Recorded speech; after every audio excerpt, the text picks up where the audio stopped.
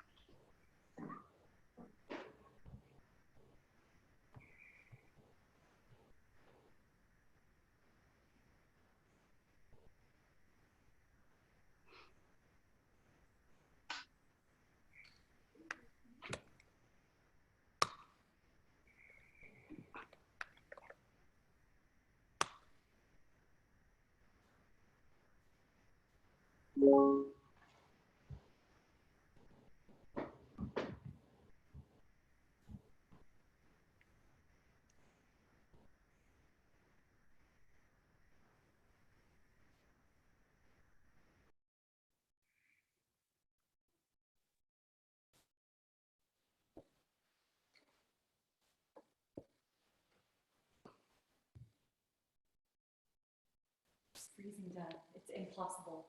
64 degrees colder in Portland.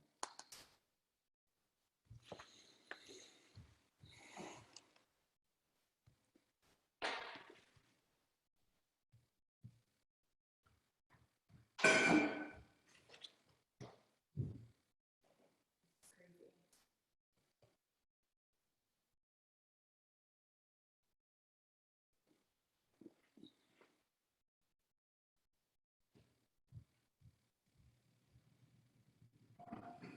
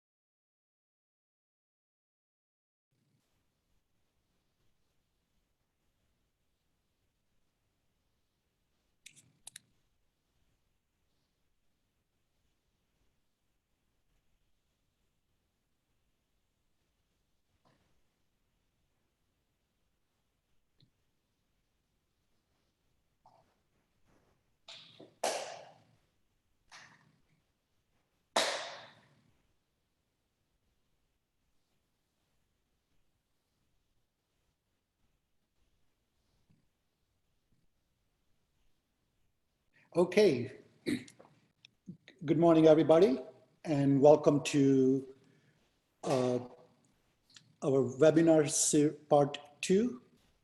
I hope you can hear me clearly as well as you can see my screen.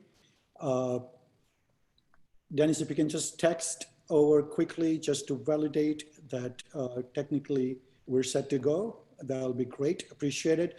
Welcome. So my name is Nick Valles. I'm the Executive Director at the University of Southern California, Marshall School of Business. Welcome. So along with my esteemed panelists, I would like you to really spend next 60 to 75 minutes going over the COVID-19 and what's next. Our agenda for today is very succinct. I'm going to go over the background and current situations and how we see the impact. And we will try to look at this from the variety of different angles, from the disease standpoint, from the private equity standpoint, from sort of a consulting view, as well as from supply chain finance perspective. So we will try to give you sort of a holistic perspective of how we see at the Center for Global Supply Chain Management the overall impact of COVID-19 in near term, here and now, short term, and in near future. We'll also very much want to touch on the impact on human capital. We often don't talk about this, and we really want to highlight that as also an opportunity. And then we'll take the Q&A. Please make sure you type in your Q&A in the Q&A session of the webinar tool, and my team will consolidate those and we'll entertain those at the end. So let's look at the current situation and impact. When we look at it, the COVID-19, so far our focus has been on the disease and how the disease has really progressed. Then we started to look at this from the supply side of the impact and then the demand side of the impact, because each of them has a very unique and distinct ways of shaping our global supply chain view, right? So we will take a look at from supply side as well as demand side and how the network disruption is a once in a century event. Because often in the previous incidences that we have seen, we have either seen impact on the one supply side or demand side, or particular nodes that are focused on some geocentric views of continent. COVID-19 has been very, very unique. And then I think we will touch, and Pierre will touch on it this week for a little bit further, on the public healthcare supply chain impact. This is the first time that we're exposing how vulnerable our supply chain network, especially in public health, has been handling the pandemic of this magnitude, leading into the human capital crisis, which is driven by unemployment numbers, right? And we are touching this element through the mitigations planning, which has been, at best, completely chaotic in many cases, in a wide range, some very strict in a command and control situation, and some very relaxed, and in some, not at all. And we'll look at that, how that will shape the future regulation and trade policy, which will really impact the human capital. And any time that I think that our society will have to now question the reskilling and retooling for the human capital investments the companies and societies would have to make, that conversation needs to happen now. And how will that shape coming out of the COVID-19 crisis? One of the topics that I really, we at the center have been very focused on it, which is the decoupling versus deglobalization, because the conversation in the background that we still hear, will this lead to deglobalization? Or will this actually help accelerate the decoupling? And I'll touch on that. And what that will force, this concept of deglobalization to decoupling, is post-COVID-19. How does the supply chain network of the future is going to look different? So with that, let's just touch quickly. COVID-19. So what we have learned, that this pandemic has really made us understand that we are vulnerable. From the private small to mid-sized companies to the large corporation, to the government, across all continents and countries have been caught flat-footed. Over the last 25 years of a singular dimension of a cheaper, faster, and single country-centric network, primarily China was not able to react quickly with the changing market conditions. And truly, it created a dramatic impact for us. Unemployment rates we're seeing has incredibly posted in the last 2 weeks and likely to post even bigger numbers in upcoming week. We see this as a tip of the iceberg. The disease itself will pass. Some countries will go at a different rate. The epics will be very different in other parts of the region, but I think the impact, the likely to stay way beyond the passing of the disease is on the human capital. As of this morning, we know many economic reports are coming out suggesting that we are already in an early stage of global recession. Dr. Theodore will touch on this, but quick synopsis, as of this morning, 7:38, we have about 1.4 million plus cases with confirmed 80,000 plus deaths. In the US itself, we're looking at about 400,000, and these numbers are being updated on an hourly basis, and we see this trend to continue going. Manufacturing impact has been incredibly, incredibly wide and deep. Industry varies from automobile industries, general machineries, all the way down to minings of the essential minerals. Every industry at some degree has felt the disruption.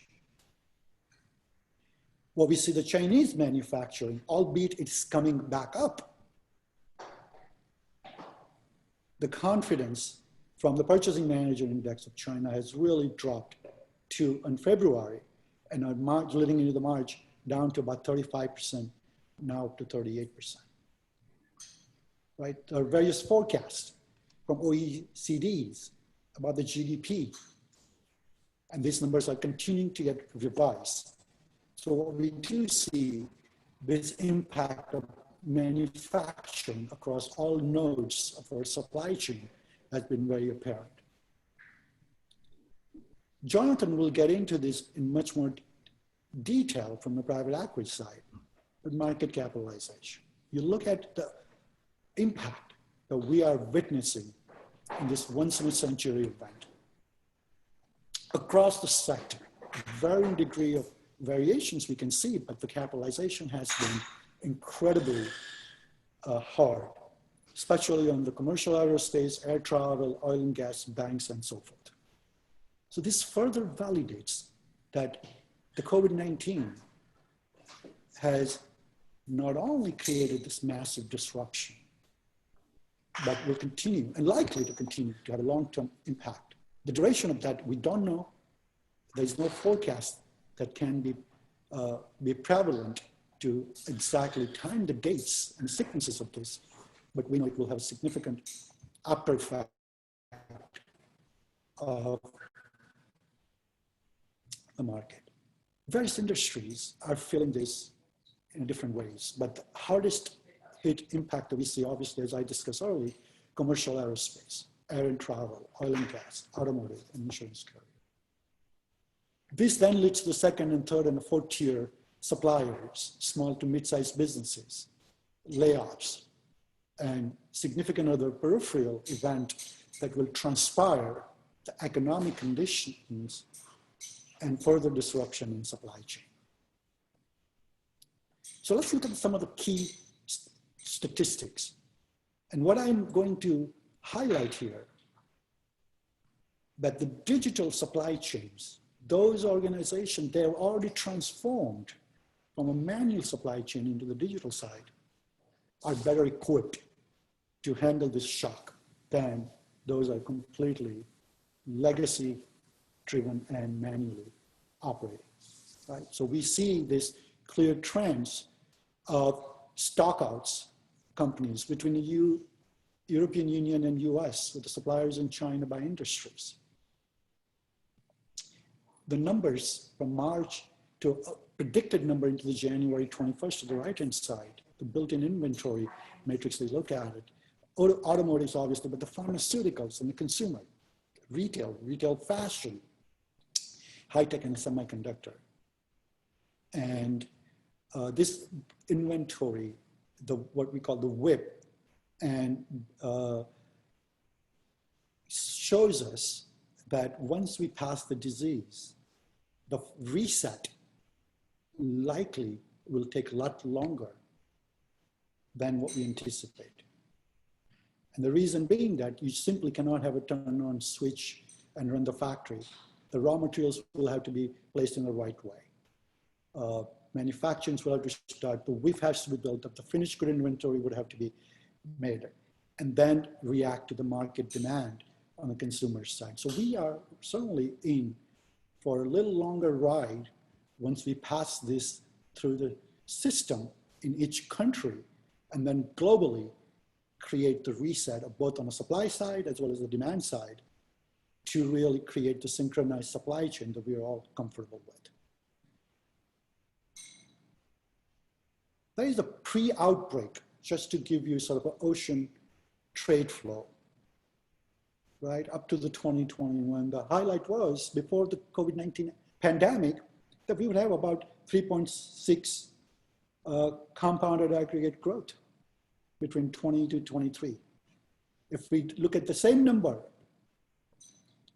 post-outbreak, which I believe it will actually be decentralization and decoupling, this intercontinent cargo can likely reduce by range anywhere from 25 to 50%. This would be huge. Our supply chains of the last 25, 30 years has not seen, if post-outbreak, and if the decoupling will accelerate, we will see the container cargo movements in a very different ways in the rest of the countries and rest of the globe. So if you look at the market outlook, one of the things we clearly see, the blank sailings for container ships, because of the weak demand originating with China, has continued from January, February, leading into the March, and likely to go into the April. The impact we see both on North America, the trade flow coming out of China and going into China, including and in North America to Europe, has been significantly decreased.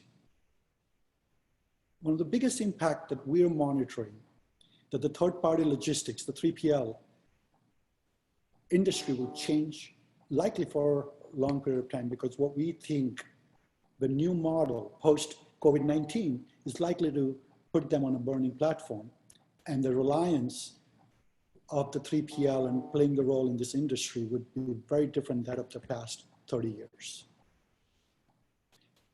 I'm just going to touch quickly on the GDP, and I'm sure Chris and others will actually chime in further. Fiona will talk about it. But even in a best case scenario, if you look at the scenario, in a muted recovery to the contained recovery, we see an impact on GDP in a sizable way. So global impact, global likely recession, an impact certainly will vary by continent, by country, but it is certainly a global. So the things that we don't often talk about and that I really feel that we want to highlight here is human capital. The pandemic of unemployment, economic uncertainty, the mental health in our country and many other parts of the world that we have sort of not addressed the head first. How will all of this factor really, and when we come out of this disease, will be addressed? There is very little dialogue that the government, society has had before the COVID-19, and likely will be less because we are so focused on getting the economy started. But this area, the focus will not be enough are not in time to help those individuals that they will need the help. So my quick reflection, I'm gonna pass it on to Pierre from the disease standpoint, he'll go over, but globalization here is to stay. It is our way of life. The market will continue to explore the opportunities globally, but the global supply chain trade flow will be very much customer-centric. We will see near or onshore supply chain flow. However, I believe that we see a rapid decoupling from China, which will be driven primarily by digital transformation. Companies no longer will have luxury to think about this. They would have to find ways to adapt robotics, AI, artificial intelligence, machine learning, blockchains, and IoT to accelerate the efficiencies, but through decoupling and becoming much more customer-centric in a regional node fashion. This will also create the survival of the fittest, the smartest, and the intelligent companies. We're likely to see those companies that are not able to react in this manner will disappear in a rapid way. And also my reflection is there is a possibility of second wave that we simply cannot take our eye off the ball in terms of execution in the here and now, short term and a near term. With that being the case, background for you, what's next? I'd like to introduce to you my dear friend, Dr. Pierre Theodore. Pierre, please. Thank you, Nick. I appreciate the introduction. You can go to the next slide, please. And good morning to everyone, and good afternoon for those of you that are joining us from the East Coast. So I wanted to spend a bit of time grounding us on where we currently stand in terms of this truly unprecedented pandemic, in terms of where we are right now, what recovery and reopening can look like in a rational fashion, what the lessons that are being learned truly in real time and some lessons that we can apply from previous pandemics may hold for us. And additionally, I want to make at the end a nod towards the shifting burden of global disease. We have a paradox here in that we have a global issue that we are facing, but with extreme differences in terms of intensity in local environments, in local markets, and from state to state inside of the United States. Next slide, please. I'd like to ground this discussion, if I may, in using some of the data that derives directly from the Institute for Health Metrics and Economics. This is part of the University of Washington. I recommend that all of those on the call, if you have a chance or interest in getting the most updated view as to what the models suggest around the burden of the COVID-19 SARS CoV-2 virus will place on the healthcare system and more globally across the US. This is a fantastic source for data. And it also appears to be largely the raw data that's relied on by federal authorities and the executive branch of the federal government of the United States. I point this out because this is what the model looked like approximately 1 week ago.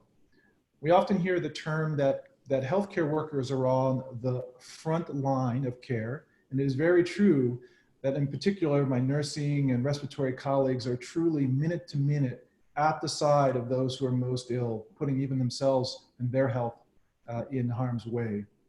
But I think a better way of thinking of healthcare workers in the healthcare system is truly the last line of defense. Those of us that are engaging in rational social policy and public health policies, such as social isolation and distancing, are really the front line of defense against this disease. Next slide. This is the updated version of the projection from the IHME around the anticipated number of cases to be admitted to hospitals in California. And you'll notice in comparison to the graph that I just saw, a markedly reduced, downgraded number of anticipated admissions to hospitals in California between 4,000 and 5,000 cases. And this points to, in my mind, the benefits and the actual outcomes of social distancing and global public health priorities that have been put in place. Now, this will look dramatically different as one looks state to state. And when, for example, one considers New York State, we see the estimated number of admitted cases actually exceeding the total bed capacity in New York State, for example. So much work needs to be done in driving down the number of cases through social distancing and public policy. There is, however, a consistency among all 50 states and in fact, a pattern that is replicating itself worldwide, from Wuhan to Lombardy to Seattle to New York to Detroit. What we are seeing is a pattern of a rise, an apex at approximately 1 month from the first rise in index cases, and then a relatively quick fall off 2 to 3 weeks later with the installation of public health policy. Across the US, this looks like the zenith of the number of cases admitted to the hospital will be in around April 15th to April 20th. This is important because we will need to continue on with many of the social distancing and global public health policies to continue that downward pressure on the expansion of the disease. Next slide, please. I'd like to draw attention, if I may, this is data that just came out a couple of days ago from the CDC with respect to an absolutely critical issue, which is the number of specimen testing that are performed in the United States.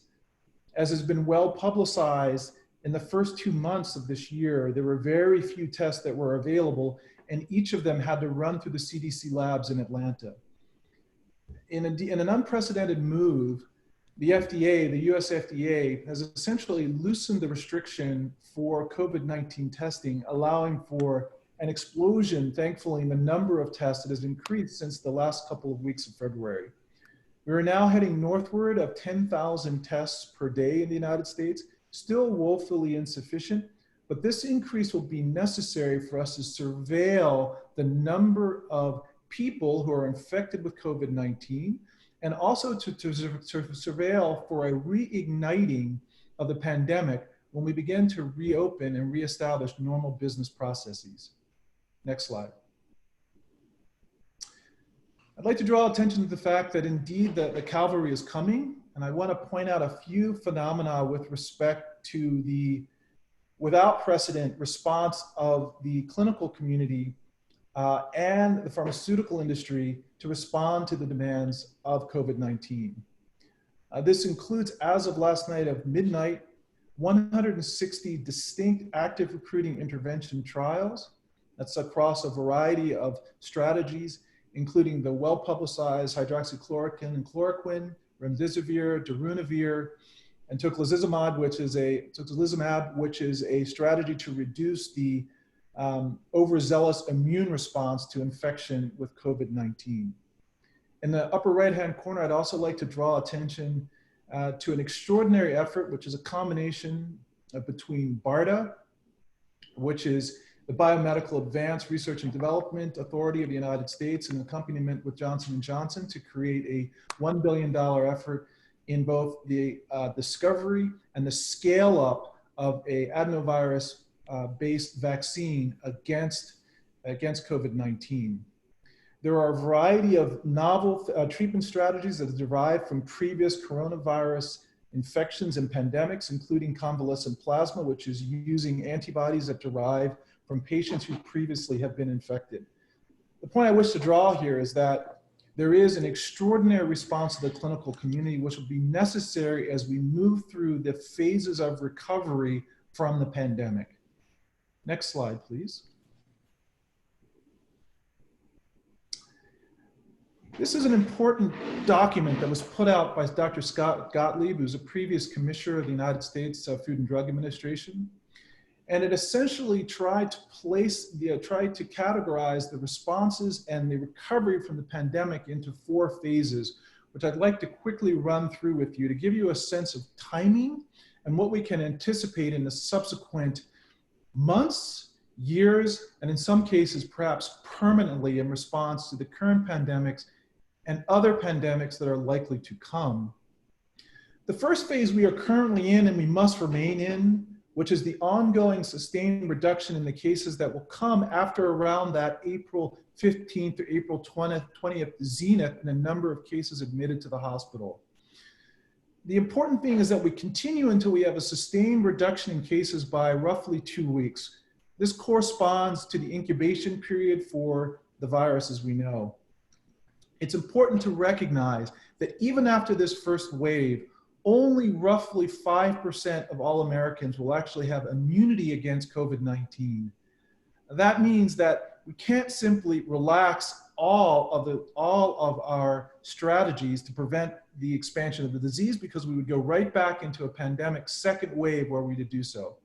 And for that reason, surveillance, ramping up testing for both patients at high or for people at high risk, including healthcare workers, patients that are exhibiting symptoms consistent with COVID-19, and eventually even for asymptomatics, so we have a full sense of the extent of the disease, and most importantly, we have surveillance against another hump or rise in the disease going forward. That is in phase 2. An important trigger here is true advance towards an effective and a safe vaccine. In addition to that, an approved therapeutic regimen. I should point out, as of this morning, the FDA has not approved a specific therapeutic regimen thus far for the treatment of COVID-19, despite the many trials that I mentioned earlier. And a final important element will be serologic testing, where we begin to test individuals to determine, in principle, their immunity from ongoing infections from COVID-19. I want to draw attention to the fact that some of the modeling suggested that 50% of humanity will likely be infected by COVID-19 SARS CoV-2 over time. And this is not unprecedented. In the 2009 H1N1 epidemic, perhaps between 1.4 and 1.5 billion people were infected by this flu virus. So we can anticipate a very large number of humanity that will ultimately be infected, and it'll be critical for us to have a system in place to determine those who are at risk through serologic testing. As we move out of this phase 2, we move then into phase 3 that could take months at the very least, if not up to years, where we are ready to scale up vaccine and provide this not just on a local or national level, but in fact on a global level to prevent the ongoing risk of COVID-19. Both prophylaxis and preventive strategies will need to be in place and scaled up to truly begin to lift the restrictions that we're all now familiar about, the numbers of people gathering in public spaces and a complete reopening, if you will, of business as usual. The last phase, in my mind, lasts in perpetuity, which is that we will now need to recognize that pandemic preparedness truly represents a global security concern. And this means having a rapid response apparatus in place, a system that's similar to the same kind of forecasting that is done, for example, for the hurricanes, so that in principle in the future, containment represents a true reality on a global basis and certainly on a national basis as well. Again, I would refer to this national corona response that was put out by the American Enterprise Institute, and the reference can be seen on the right side of the screen. In the last slide before, next slide please. In the last slide before turning over to my supply chain colleagues, I want to draw attention to the fact that many of the lessons that are being gained right now have in fact been delivered by previous epidemics, and we should definitely make sure that we develop a system not to lose the knowledge that is coming to us through the current process and the current experience of the pandemic of COVID-19. I want to draw attention to a paper that was written by Anita Patel in 2017, so going back more than 3 years now, and she noted that there was a significant supply chain vulnerability with respect to personal protective equipment in the United States. This would largely be as a result of our inability to rapidly increase production, and that our reliance on offshore manufacturing could become an issue due to export restrictions or nationalization of manufacturing facilities. The point being that the lessons are here, and it will be critical for those on this telephone call and for Nick and your leadership to help us think through the compendium of lessons that are going to be learned and to apply them to ongoing pandemics to come. And with that, I hope that gives us a little bit of a sense for where we stand right now in terms of the pandemic. And I will turn this over to my supply chain colleagues for further information. Pierre, thank you very much. And what an amazing way to sort of capture the lessons learned. And I think we'll actually have a question that we will entertain and further go into the depth of this. But without further ado, I would like to introduce you to our next speaker, the panelist, Jonathan Rosenthal. So when we talk about the disruption, Jonathan has been in the battlefront in many different instances. His work during the energy crisis, deregulation of utility companies, to airline industries restructuring, where he played a critical role with the United Airlines, and being a CEO of a private equity firm, Saybrook Capital. He has a portfolio of companies where he sees the disruption from a financial standpoint. So Jonathan, thank you for agreeing to joining us, and appreciate your thoughts on how private equity, how the money flows, sees the disruption of COVID-19 in terms of what's next. Thanks, Nick.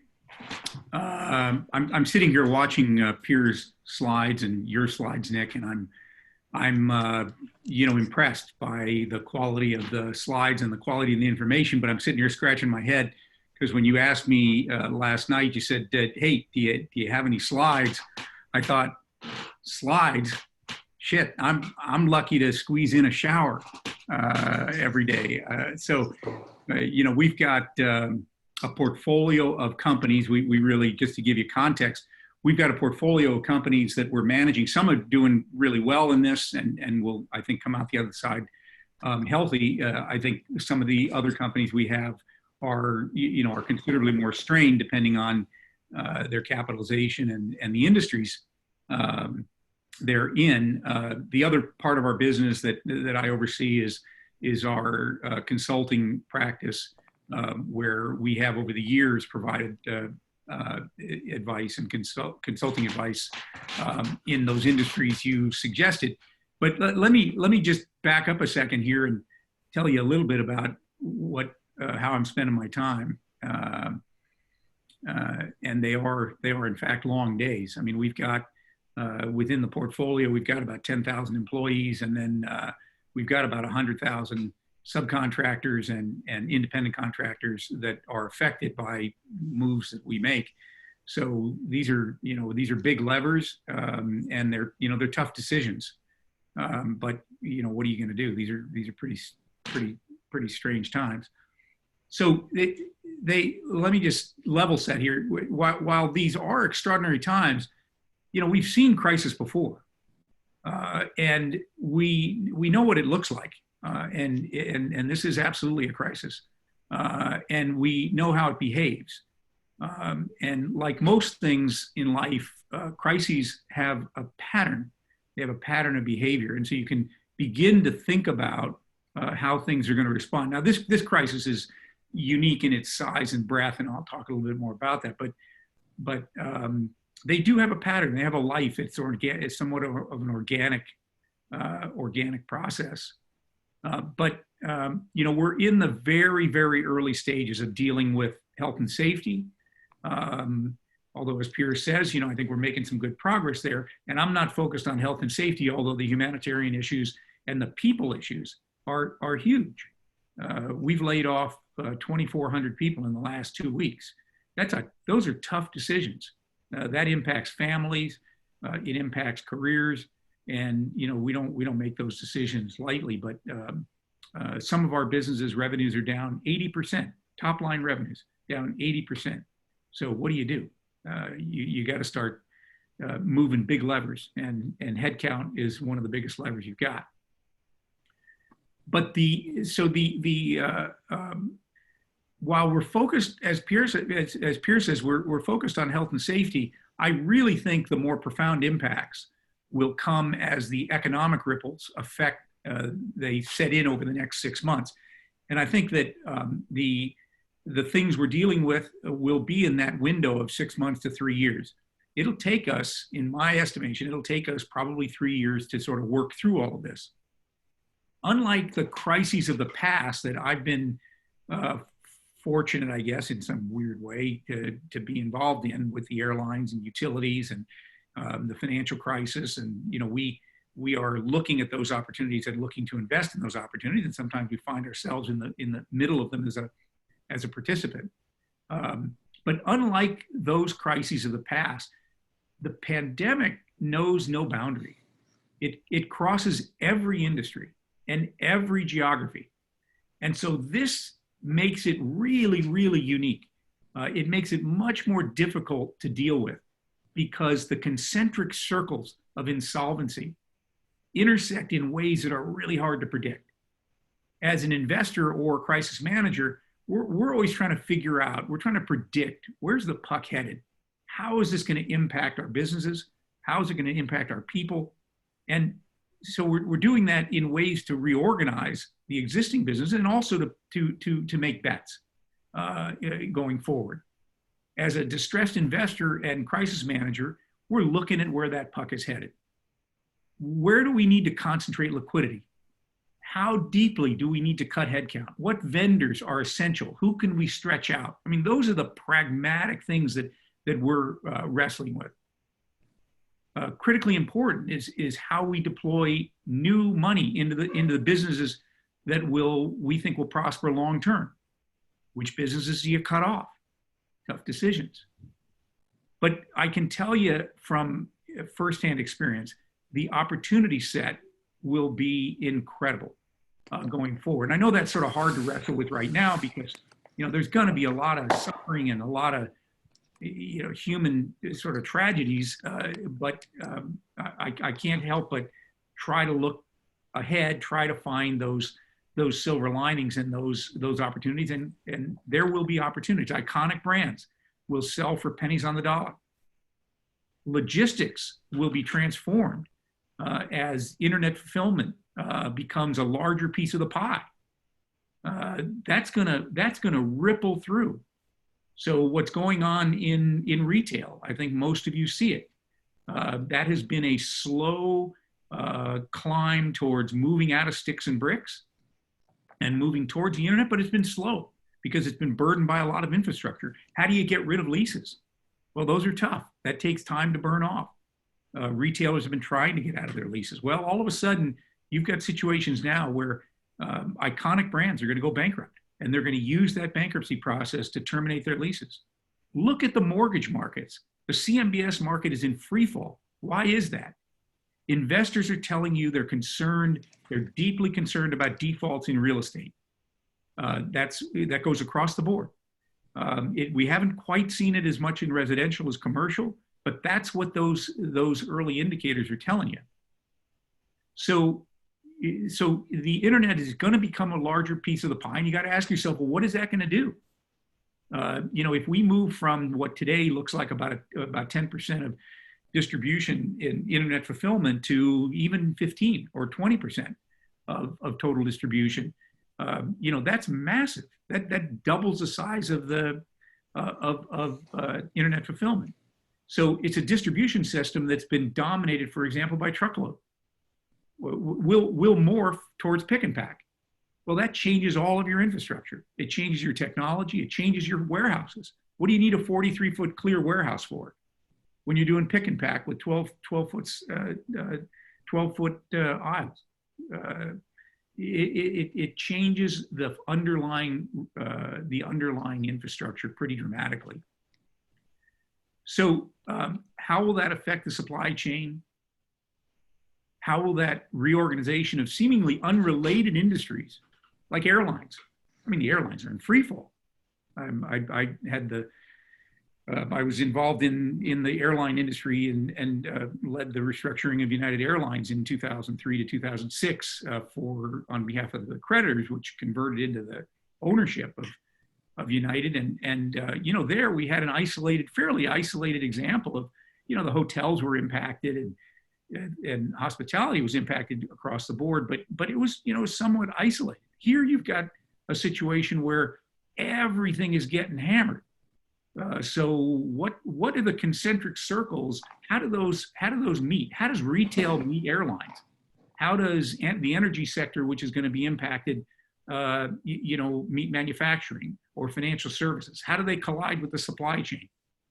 When you've got that sort of dynamic, it's very difficult to figure out what the disruption is. It's very difficult to get it right. Now, if you get it right, you're a hero. But in my business, if you get it wrong, you catch a falling knife. So I can't tell you how to spend your time other than the obvious. Stay healthy. Hug your kids. Spend time with your family. You're no good to anybody if you're a basket case. So focus on yourself a bit, meditate, don't get too stressed out. We will get through this. I've seen it happen. We are an enormously resilient people. And we have an economy in the US that is second to none in history. It is just the most powerful. I've seen it happen. It's the most powerful economy, most powerful economic engine ever devised. And so we will come out of this. But you got to live to fight another day, and you got to sort of keep your eye out on the horizon to say, well, what am I going to do? Where are the opportunities? So don't be like a deer in headlights. I mean, think about, take care of yourself, take care of your businesses and the immediate things that need to be taken care of, and then focus on what next. So that's where my head's at anyway. Nick? Jonathan, thank you very much. A good word of wisdom. Let's transition to Fiona, perfect timing. So Fiona, greatly appreciate you joining us. Floor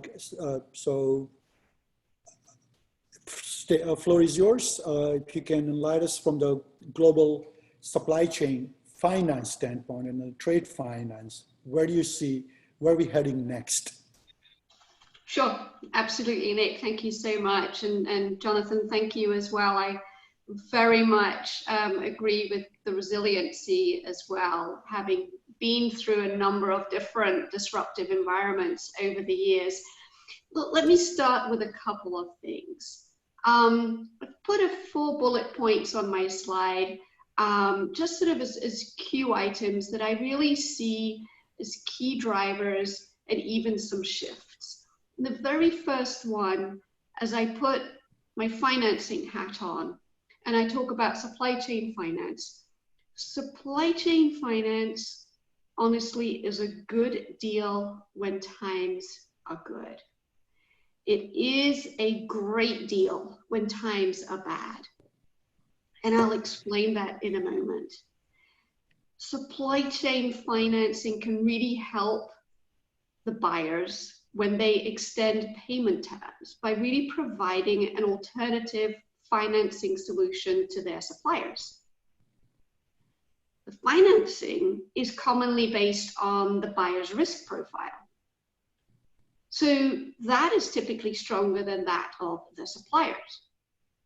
It also provides the suppliers with the capital preservation, which we know is really key right now. In today's environment, it is extremely key and attractive for suppliers to be able to tap into funds earlier, to be able to have their receivables cycle discounted, paid, and move forward to be able to finance that next transaction. So suppliers do not need to draw on their credit line, and the credit risk shifts to the bank or the financing provider. It's an early payment discount. The payment is made against an approved invoice or transaction, and we're seeing a tremendous demand for that. Even in regular times, we've seen a big pickup in this payment solution. We're seeing an even stronger demand during current disruption for that reason of the market being tighter. So that's driven demand. And that's also, we've observed a flight to quality. So we've really seen access to financing tightening. We are facing more and more demand as buyers need to keep their supply chains flowing. They're preserving capital. Cash is key, really, in the light of not knowing how long this journey may take, how long the market might take to recover, as Jonathan mentioned earlier. The buyers want to keep their suppliers funded. They want to help keep the lights on in the factories. I've seen private investors for brands fund factories in different countries to keep their production of luxury clothing going, as an example. So this means from a financing perspective, there is a higher demand than there is supply of cash. And that in turn tightens the market, and it also changes price points. So access to credit is at a premium right now. Asset quality is at a premium. Financing providers with a strong balance sheet can tap into that and provide the financing as this really continues into a shift. What is really nice, particularly from where I am sitting from a Bank of America perspective, having been through previous crises, is that banks are a solution in this crisis. We've seen a lot of clients drawing down on their revolvers, on their credit lines, to be able to preserve liquidity in cash to support their suppliers and their factories. So as the market shifts back, so will the demand soften, and so will pricing, where there is a strong balance sheet, solutions can be extended, and support is provided for customers. When I think about digitization, the disruption in processing operations, for example, or the need to really shift to digitization because of simply people not being in the office. The basics of clients needing to sign documents and not being there to be able to ship them, to be able to courier documents over to the right place. So a lot of clients are shifting into and have engaged in contingency mode. We've certainly been leveraging the opportunity to help by means of looking at e-signatures instead of, true copies, and making sure that there are email indemnity, fax indemnities, things immediately that can help to get documents to the right place, to get goods on the right ships and get them into the consumer's hands ultimately. Traditional trade, I think about the letters of credit, goodness, tremendously paper heavy. Again, specifically, I think about situations we've had where our clients have called up and said, we can't get into our offices, our buildings are closed, how can we get you the original documents? And so quickly thinking, on our feet to be able to help in what we would just take for granted in everyday transactions has been really, really important. The human element capital, absolutely critical. Computers can do a lot. Decisions still need to be made in situations that we're in today, an unplanned disruption. People still need to be able to make decisions. We've worked in the past with the ICC on sustainable and distributed ledger solutions in the past. We've got about 80 different patents, I think, out there right now. There's a lot going on. We're seeing a lot of tech companies coming together, partnering up more than before to try and really come up with solutions as quickly as possible. It's really been heartwarming to see the partnerships across the board. I will also point out one thing that's happened in this disruption. There is a tremendous amount of fraud taking place as well. So companies certainly need to stay vigilant. I know banks and technology providers are staying extremely vigilant with fraudulent transactions coming through that really need to ensure that everything is validated. When things need to be done fast paced and people might not always be fully focused and fully engaged with so many distractions going on, it is really important to really pay attention when it comes to money movement, bank accounts. You really want to keep them safe. It is sad to see that people do prey on these situations.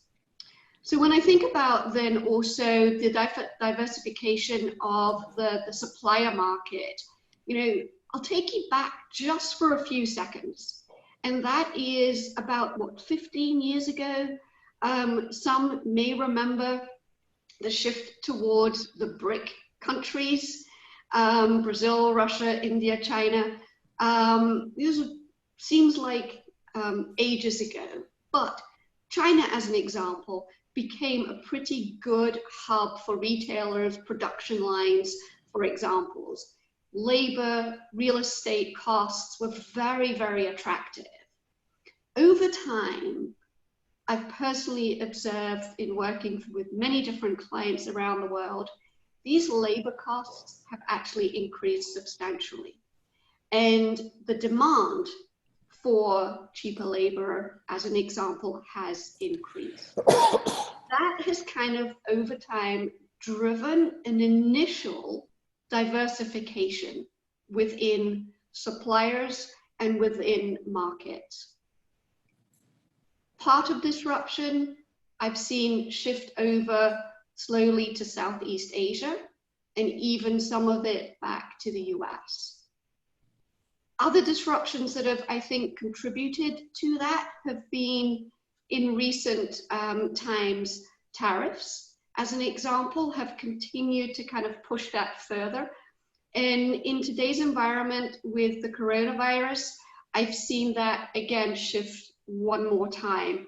So I've seen that movement, but it's not easy to just pick up a factory and move it, or find another supplier that is loyal to delivering the quality of your brand, whatever that might be. So I think there's been cumulative events that have really driven towards more supplier diversification, country diversification, and then even making sure as well from a sovereign diversification. So very much agree with Jonathan. The US is a resilient country. People are fascinating how they come together in tough times. We will get through this. And I think we need to stay alert. We need to think about how do we help each other out in keeping businesses flowing. And we will get back to a normal day sometime, hopefully in the future. Nick, I'll pass it to you. Thank you very much, Fiona. I appreciate that perspective. Chris. So Chris is a dear friend and an advisory board member on our center. He's the lead US West supply chain and operational leader for EY. So Chris, thank you very much. And your perspective, as you certainly have a portfolio of clients, and I'm sure they're calling you 24/7 trying to understand what's next. Please give us your perspective. Yeah, thanks very much, Nick. Right, I'm gonna spend a few minutes talking about the impact that COVID-19's had on supply chain, and some of the really practical actions different companies have been taking in the now, right, to cope with the immediate shock, which quite frankly have been extremely impressive. Right. I also want to spend a few minutes on the next, right? How are we going to cope over the next 30 to 90 days and beyond, right? It's not like we've reached any sort of stability. So how are we going to deal with the unknowns, going forward? And then finally, just a minute on, what are we going to do beyond 90 days or further when this whole thing is over, right? What are we going to do? What are we going to take away from this experience, and what are we going to do differently next time? And what does beyond look like? Is there going to be a new normal? Flip to the next slide, please, Nick.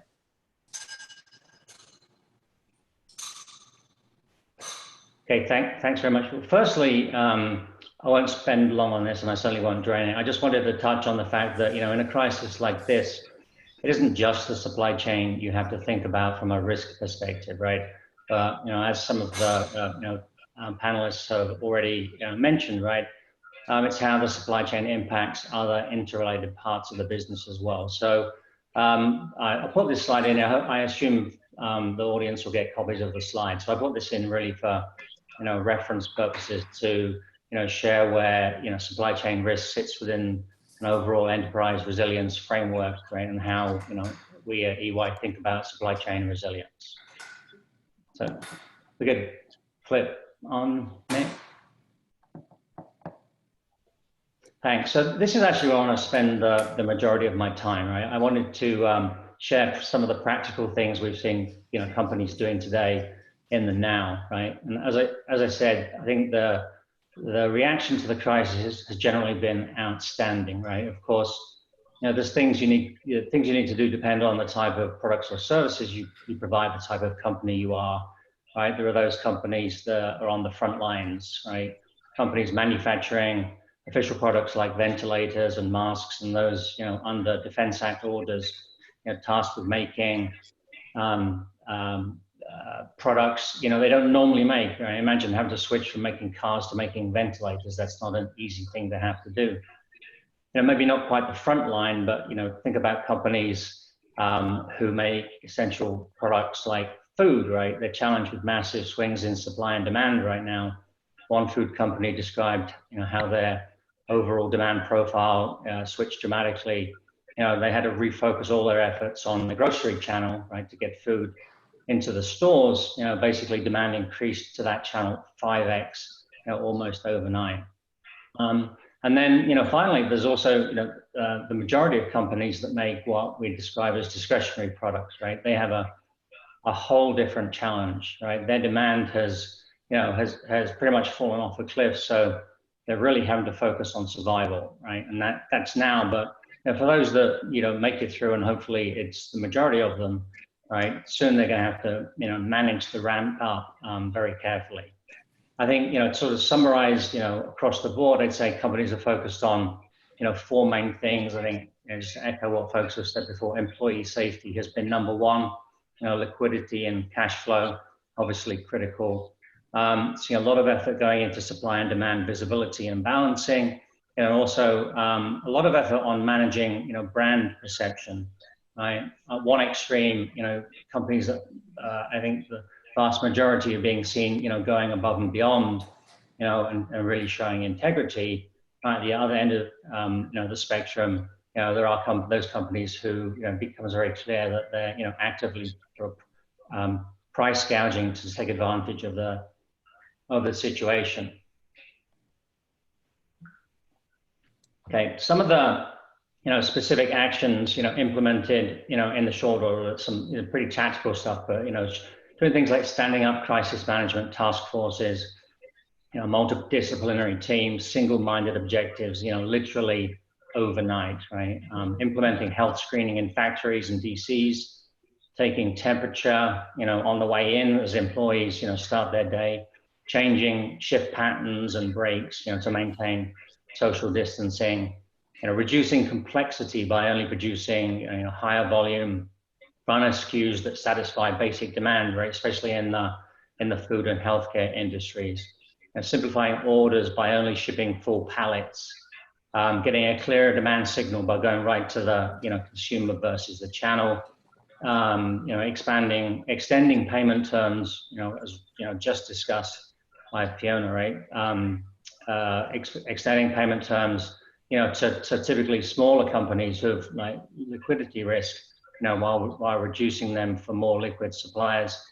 And then on the contract side, reviewing contracts for service level agreements and terms like liquidated damages, understanding, whether these have been triggered, and in many instances actually waiving these types of damages, right?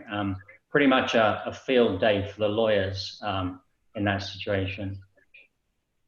Like I said, what we've done so far, what we've seen companies do so far has been pretty impressive, but what should we be doing next, right? Our biggest problem is we don't know what's next, right? We should be really thinking in terms of scenarios. Have you thought about, kind of what's going to happen over the next 3 months to labor, right?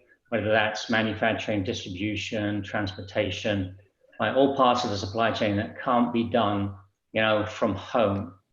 So I'll give you an example, for example, of some scenarios to think about, right? That's going to impact the way we should be planning, right? We could have, maybe we're near the peak right now, right? And over the next few weeks, we can all get back to work, get back on airplanes, right? Maybe a bit staggered regionally, but basically, we could be ramping up soon, pretty much like China is, hopefully, right? Another scenario is we could be a few weeks away from the peak, but there's some sort of bounce back, of the virus in late fall and early winter, right? So we ramp up quite quickly, but then we have to deal with disruptions, later in the year, or even the worst case scenario, right? Maybe we're not really near the peak yet, and we take a longer time to recover.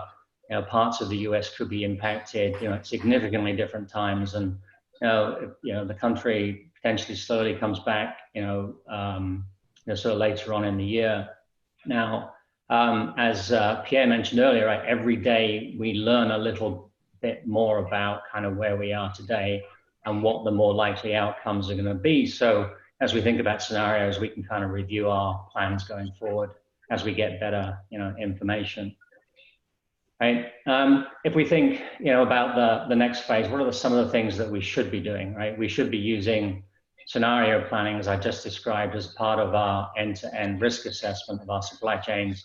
And we should be standing up, crisis management task forces if we haven't done that already, right? We should be actually planning for disruptions to manufacturing and distribution centers, right? The news cycle is already full of announcements of factory and DC closures as our labor force gets impacted, right? We should be thinking about, how we're going to fulfill orders from different locations, or even by, bypassing DCs and making these decisions smartly with data, using our supply chain modeling tools to run, what if scenarios and optimize against whatever parameters we should be, optimizing against or we need to optimize against.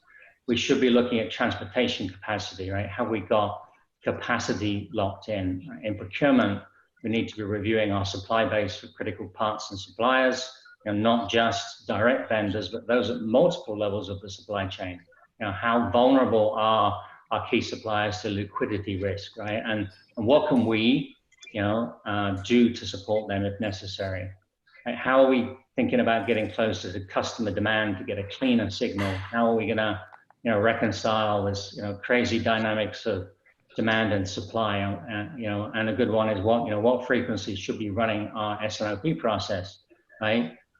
Many companies now running it on a weekly basis, not monthly, right? Are we going to have to run that even more frequently?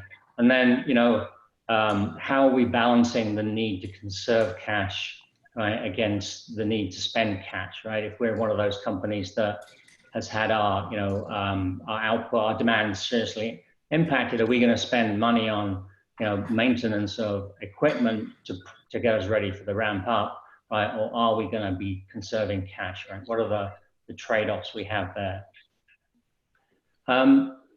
So, as we, fight our way through this crisis, what is actually beyond here, right? What did we learn and what's going to change? By all accounts, a pandemic was entirely predictable, right? The severity, and the timing may have been in question, but the event itself, right, was predictable. And I would suggest that we were not actually very well prepared from a supply chain perspective, right? I think that part of the problem is systemic.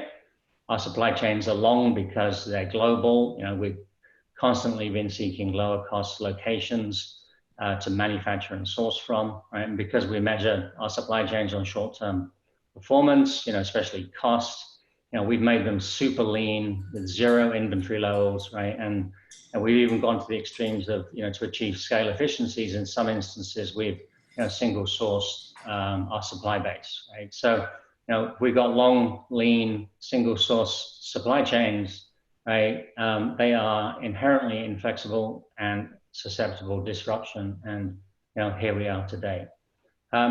We can actually take a look back and we talk about should we have learned from previous lessons, right? If you take the Fukushima earthquake, for example, right, that that area of Japan produced a large portion of the world's semiconductor wafers and auto parts, you know, amongst many other parts, right? But when the earthquake hit, the disruption to these industries was massive. But if you ask the question, did we learn our lesson? I think the answer is maybe we didn't. Right? If we look at today in the COVID-19, you know, pandemic, and we look specifically at Wuhan, we can see some similarities. According to Dun & Bradstreet, 51,000 companies have one or more direct supplier in Wuhan, and 5 million companies have one or more tier 2 vendors there, right? So talk about some, you know, geographic density. So we really need to learn from the crisis this time around, and we need to reassess our supply chains from a risk perspective. You know, we need to learn from what was actually impacted. We should reassess our sourcing strategies, our product strategies, our manufacturing, you know, and distribution footprint, right, against a whole range of scenarios looking forward. And we should build in end-to-end visibility and flexibility, you know, and develop contingency plans where it makes sense. So Nick, if you could flip to the next, actually, I put a couple of slides in again, just for reference. We can, you know, in the interest of time, I'll skip over the next two and just go to the last slide then, Nick.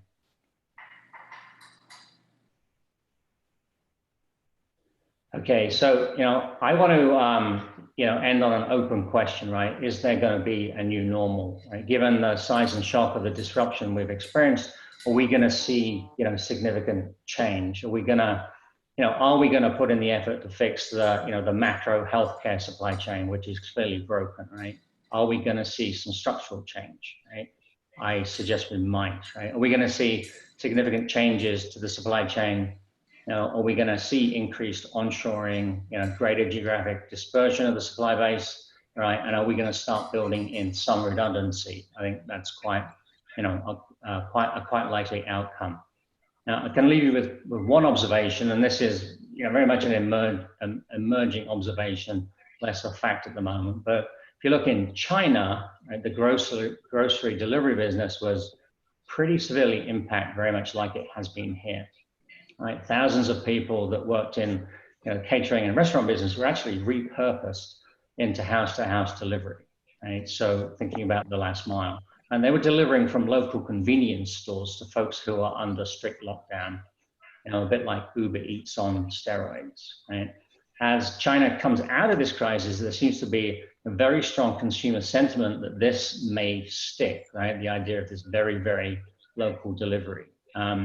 You know, maybe that's the first sign of some structural change. You know, maybe there'll be a lot more, right? Well, you know, I guess we'll have to wait and see. Nick, back to you. Thank you very much. Thank you very much, Chris. Appreciate it greatly. Folks, just for the housekeeping, I know we are over, and actually, I plan to take a few questions in a sense of time. So let me get started right into the Q&A. And, you know, there was a common theme that I heard, which I sort of initially built based on the data about the decoupling and the digitization. Jonathan had mentioned about the private equity and the disruptions in different spaces with the Fiona, and Chris touching on the same issue. So let's take the question, because there's a couple of questions in that space. When we talk about the digitization, I mentioned specifically AI, ML, blockchain, and even marketplace. How do you think this disruption will sort of take what I call our supply chain that is so rigid, so inflexible, and so inefficient into driving efficiency, but also including resiliency as a part of that using the digital problem? So we'll start with Jonathan. Where do you see this? And then Fiona and Chris, you can chime in. So yeah, I was interested in Chris's comments. I think he's right. There's going to be some really fundamental structural changes, and we've seen that happening more slowly than I would have expected, but over the last couple of years.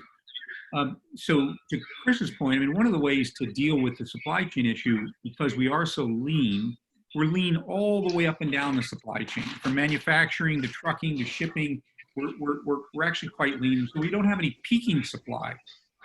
And so that creates a very rigid environment. Particularly, we're pretty heavily invested in warehouse, in technology, warehouse technology, in 3PL, in trucking, and all up and down the supply chain.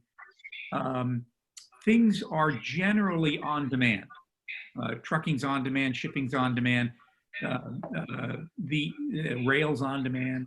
The thing that's not on demand is warehousing, and technology is allowing us to do things in warehouse that are pretty pretty unique, so that we can have that peaking supply when we need it within both storage and material handling.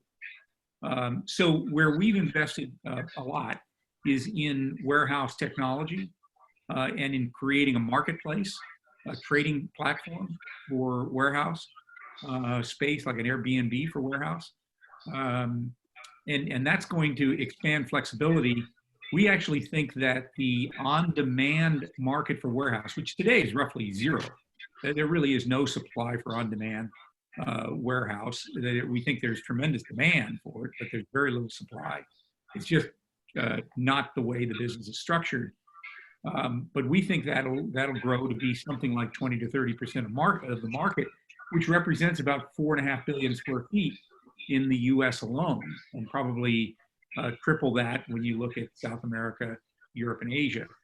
So, you know, I do think that there are going to be very significant long-term ramifications. The virus and the pandemic, I don't think will materially change the direction as much as it will be an accelerant. So things are going to happen more rapidly as a result of the pandemic, in my view. I mean, the one thing I can tell you about crisis management is, you know, you get pointy-headed guys like me on a webinar telling you what you think is going to happen, and the fact is we don't really know. Thank you. Chris or Fiona, do you have anything to add to that? I would just sort of reinforce the inventory management, right, from the just in time is certainly something that we see as top of mind. And then also the supplier diversification, which again, I think was sort of beginning. It is one more reason in this crisis to have a diversified supplier base, to not be concentrated. It's not easy to do, it takes time to build, but I think it's really important.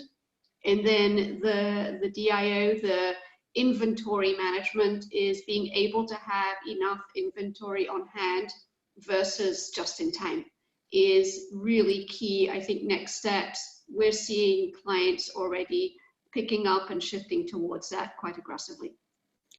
Excellent. Chris? Yeah, I mean, just briefly to add there, you know, I think, you know, over the years I've heard pushback on, you know, on the need for, you know, greater visibility across the supply chain. The pushback has been, well, I have great, you know, service level agreements with my vendors, right? They need to deliver the product on time, and if they don't, then they're going to get penalized, right? Well, you know, I guess we just kind of got burnt, you know, by that. I think, you know, I get my phrases wrong all the time, but you know, necessity is the mother of all evils, or whatever the right one is there, right? But you know, so I think, you know, yeah. All right, it's close then. But you know, visibility, you know, flexibility, and rapid decision making is what we need, right? And how do we get that? Well, we're going to get that through technology. So you're going to see solutions like, you know, blockchain to, you know, help improve the end-to-end visibility, you know, of not just inventory, but real-time transactions. So we have a better real-time view of kind of where we stand, right? And you're going to see artificial intelligence helping us making, you know, very fast, you know, more accurate, smarter decisions, you know, up and down the supply chain. And that's going to drive a lot of flexibility. Thank you. So Pierre, the question to you, as you have a very distinct perspective, being a very large Fortune 100 company, and also running a public health, vice president of public health, and you also worked in a very under-constrained resource environment, knowing our friendship. How come public health sector does not have as advanced supply chain intelligence as the many other industry verticals that they have sophisticated over the last 20, 25 years. Why there is a huge gap, including in our country here in the United States? I think it's a critical question, and I would call that, frankly, a market failure. And what I mean by that is that the value of public health priorities has not been very high, typically, on our sort of national agenda. That we haven't tied public health priorities to national security. We haven't tied public health priorities to the integrity of the supply chain, generally speaking. And as a result, it's been deprioritized, undercompensated, grants not available, and a lack of emphasis from the federal government. And as a consequence of that, we simply just have not had the push, if you will. And I consider that to be a bit of a market failure that I hope will change as we reprioritize the importance of addressing public health priorities going forward, both domestically in the US and frankly on a worldwide basis. This is not a US problem. This is one that requires a sort of a global commitment to surveillance and quick action in response to global public health priorities, just as it was in Ebola, H1N1, SARS CoV-2, MERS, and these will keep coming, and it's going to require a kind of global prioritization of these public health priorities as a matter of international security. Thank you, Pierre. So one of the questions was about how the higher education institutions have adopted this digitization. So let me answer that question, because we were the first program. The Masters of Science in Global Supply Chain Management was the first online program that we introduced about 7 years back. And there was I have a distinct memory that back then, it was actually considered sort of an inferior way of delivering learning outcomes because it's a digital. You're not seeing students face to face. And today what we see, this is going to become the new norm. Universities have become digital, K-12 and beyond. We have seen the digitization and adaptation of that digital platform has been completely unbelievable. How quickly we came to what we are today in a relatively 5 to 6 weeks. So higher education, I think, have adapted very well. Faculties that typically and traditionally have taught on campus have really allowed, and this is an evolutionary process because there is a skill and adaptation of how you interact with the students from the distance and produce greater learning outcomes. So I think this trend will continue. And if you're the parent or student at home, you will end up taking a little bit more responsibility being digital to make sure that you're not distracted when you are in that classroom setup remotely. So I hope that answers the question. But I want to get two or three more questions for our audience. And I'm diffusing the question that's asking for Jonathan's advice, where do I invest my money? Because I think you can certainly reach him out on that investment advice. But in terms of the emerging market, the question came in because one of the slides that I referred. How will they react? I think we talked about in this panel, had a strong view about US being a great economic power. We have disposed $2.3 trillion to sort of combat some of the what's next post-COVID-19. I think the emerging markets, especially country by country, if you do not have financial intervention, the magnitude and the size that we were afforded in the United States, the likely impact on supply chain and financial will be much greater, much longer. At the end of the day, the size of the wallet matters and how quickly can you mitigate some of the risk.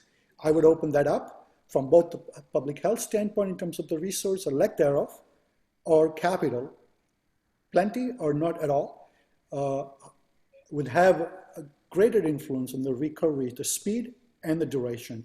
Jonathan, we'll start with you, and then Pierre, Fiona, and Chris. Well, look, we all look through our own lens, and so I've got sort of a skewed lens because my world is logistics and turnaround investing in distressed companies and companies in crisis. So that's a that's a bit of a skewed lens. But what I can tell you is that there's a lot of dry powder out there. A lot of people have raised money in the PE space. They've been unable to put it to work because valuations have been really frothy. I'm sure everybody's it's no surprise to anybody. So this correction needed to happen. But in order to invest in this space in difficult companies, I mean, I always say there's a big difference between buying a house and buying a house on fire. So it's just a fundamentally different animal. So you got to be careful, and so it's not for the faint of heart. It's got to be an area that you're familiar with, or you'll lose your money.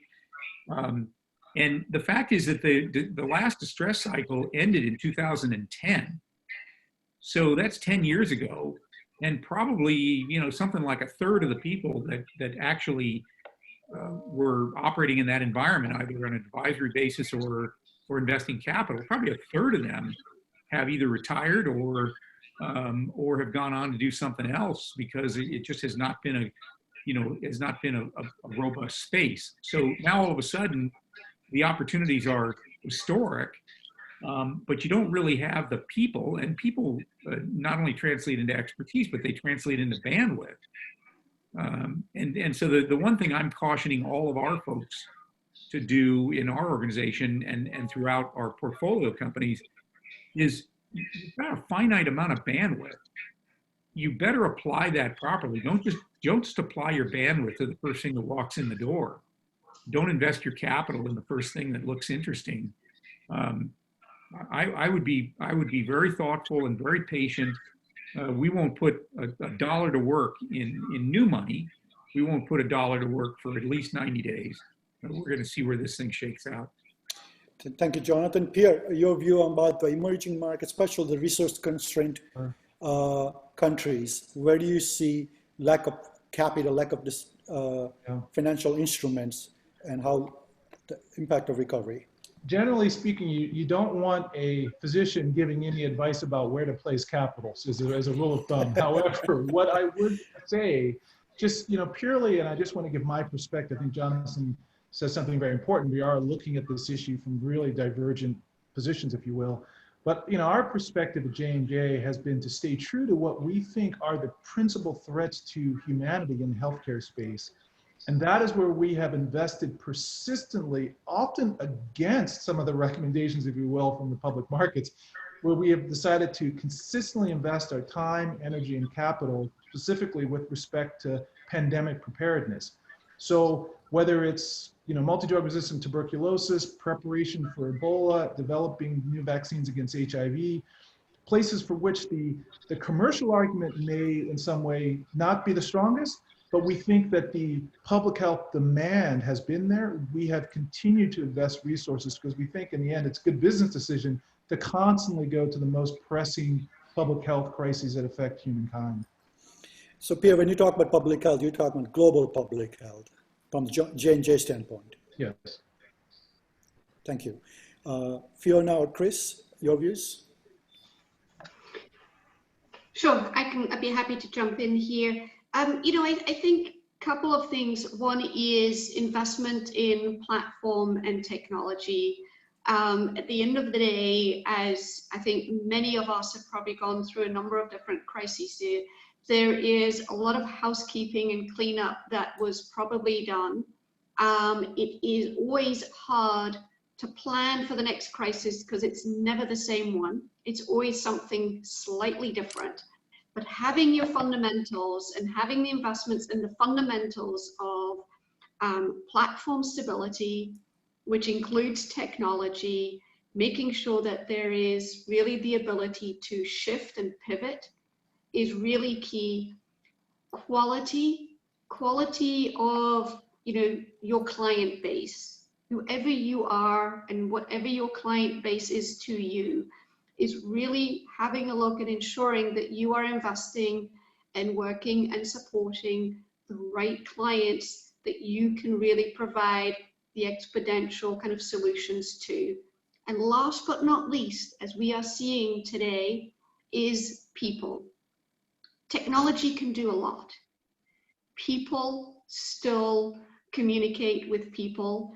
People still influence decisions and can detect abnormal behavior and adjustments. So those three elements, I think, have been a continued focus in the last crises. And I think we're seeing exactly the same now manifest itself as well.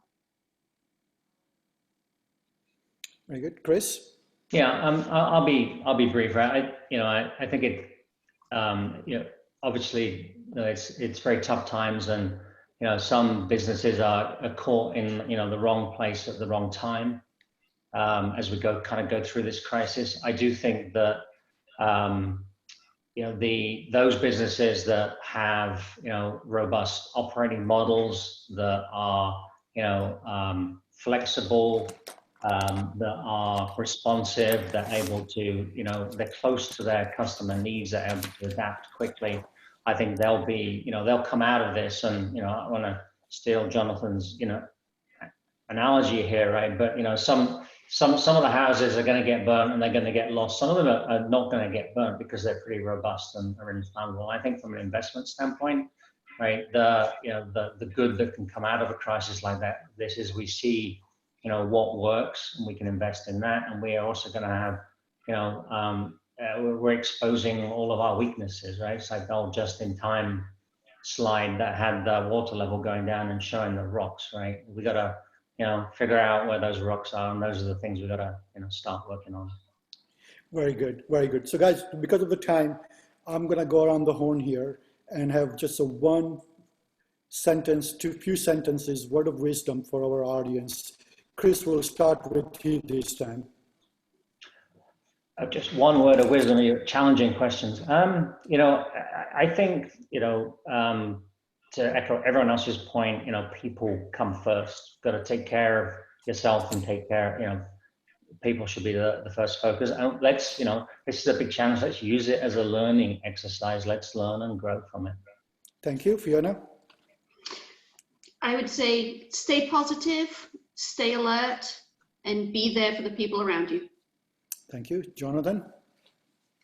Well, I've got a little sign in my mirror in the bathroom. When I wake up in the morning, I read it every day, having been through lots of crises. Does it have to do, make sure you put your seat cover back or something from Lean? Or? No, not that. Yeah, thanks. You've been talking to my wife. What I think about is ask yourself, what do I need to know? And when do I need to know it? What do I need to know?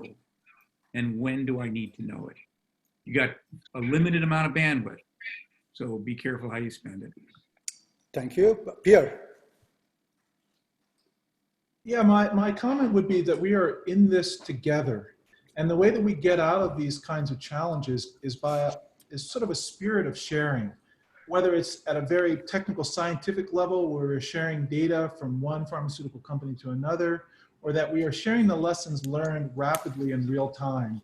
So I think this is a time for us not to really, if you will, work collaboratively and not competitively, because frankly, the threat is one that that all of our organizations face. And so there's a real drive here to work collectively together.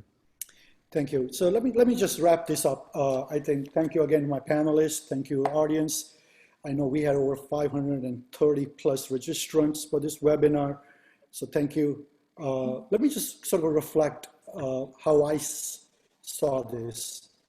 Over the last 3.5, 4 years, what we have seen are tremendous narratives across the continent about sort of a de-globalization and becoming more nationalistic in our trade and outreach. What the disease has showed us that we are more interconnected than we are apart. But disease has no discrimination in terms of the boundaries, race, religion, and gender. I believe that globalization will continue to help the humanity move forward. The growth that we have made, the population on this planet Earth that we have moved from the extreme poverty to the sort of a middle consuming class will continue to grow. That being the case, the words that we heard today, the decoupling with digitization is going to be the new norms in supply chain. And I still believe human capital is going to be the forefront of driving that change. So as a personal plea for me would be, look at you individually and ask yourself a question. When was the last time did you upskill what you have learned and what you have practiced? Did you learn something new? If not, why not? Because look around the world that we have now lived. Transformation and evolution is rapidly happening. It's no longer once a generation. It's no longer once every 20, 30 years. It's once every 3 to 6 months.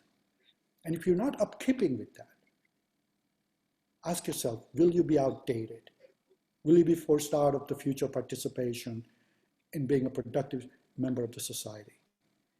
And yes, we will get through the other side of the COVID-19. Hopefully that world will be much more graceful, much more integrative, much more cooperative and cohesive, in which we will prevent the future instances of this pandemic much better. With that, I bid you all very safe, very happy and prosperous next few weeks, and look forward to seeing you on our next webinar. Thank you, my panelists, once again. Thank you, all my participants. Appreciate it. And what we say here at USC, fight on. Thank you. Thank you. Thank you very much, Nick. Much appreciated. Thank you, guys. Appreciate it.